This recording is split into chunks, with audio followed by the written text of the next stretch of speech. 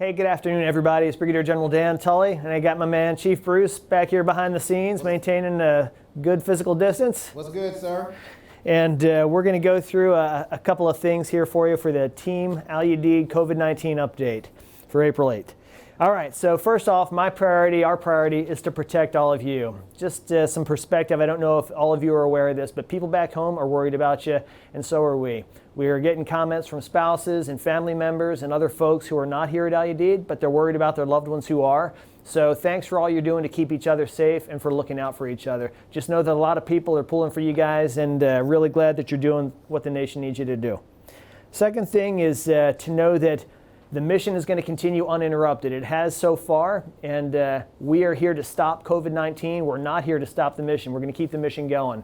So along those lines, your squadron commanders and unit commanders are all empowered. If you guys have more questions, we're going to answer what we can here, but in every case, we'll ask you to go back and check with your squadron commander. Your squadron commander should be able to provide you answers to most of the questions we're receiving at this point. There's not a whole lot of new information, just questions on some of the same things. So we'd ask you to make sure that your squadron commanders are providing answers and you're asking them the questions. Make sure that you're taking care of each other. It's Holy Week. It's a big week for a lot of folks who are Christians, and there's a lot of other stuff going on. We're also about to approach Ramadan. Make sure you're taking care of each other and keeping your eye on each other. We haven't seen any indications yet of problems with additional counseling through the chaplains or at mental health, but we're in tune to that and making sure we pay attention.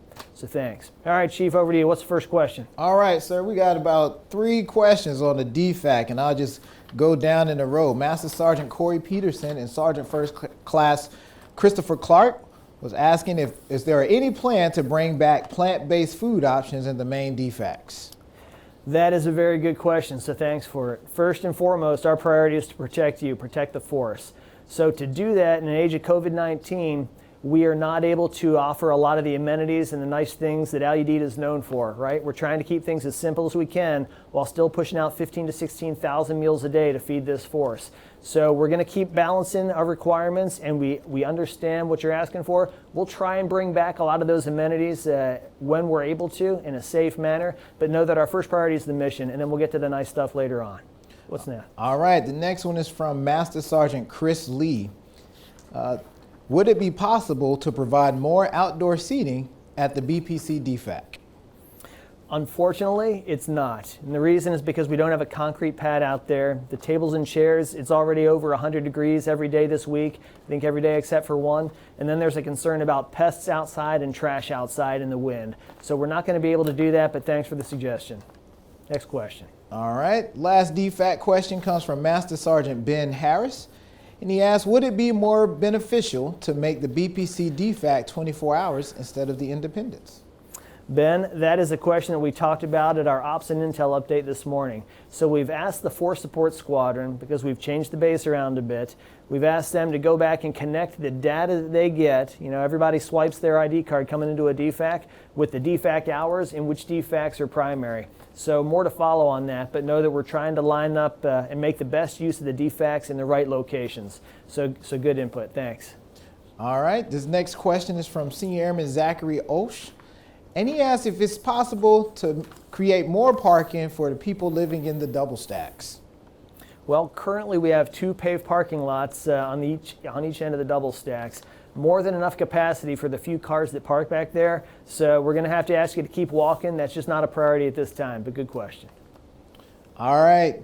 Finally, sir, we've seen a lot of questions about face masks. So if there's any clarification or guidance on face masks that you can provide, or if we as the wing are looking to purchase masks for the units, that would be great. So our message to all the squadron commanders and unit commanders, you've got the resources at your disposal to do whatever it is that your airmen need or require, right? The wing's not getting too much into the business of face masks. We did send out an email to all, and thank you guys very much for responding within hours. I saw tons of people walking around with homemade face masks and coverings. All you have to do is cover your nose and mouth. Thanks for the quick response. We're looking for the long-term solution, though, and we've asked the Med Group, what does that look like? What's the best type of face mask if we were to go out and procure them? But I wouldn't wait for that. Let's just go ahead and continue to cover our nose and mouth, and in the meantime, we're going to figure out what the best long-term solution is for the next year and a half. Good question. That was the last question, sir. All right. So one more thing I'd like to cover. big picture, what's been going on LUD. I know a lot of folks have asked questions about the fences you see going up. So that is all about protecting the forest, protecting the population, protecting you guys. We need to make sure that we keep the mission population who's been here for some time. We're COVID-free. We want to keep ourselves COVID-free. So we've set up a quarantine area. We've also set up a transient area. So if you're a transient person, you're not permanently assigned to LUD, you can expect to stay in a transient area. We'll feed you guys at the Little Indy, and we've set up an entire small community that should work for you for your limited duration stay.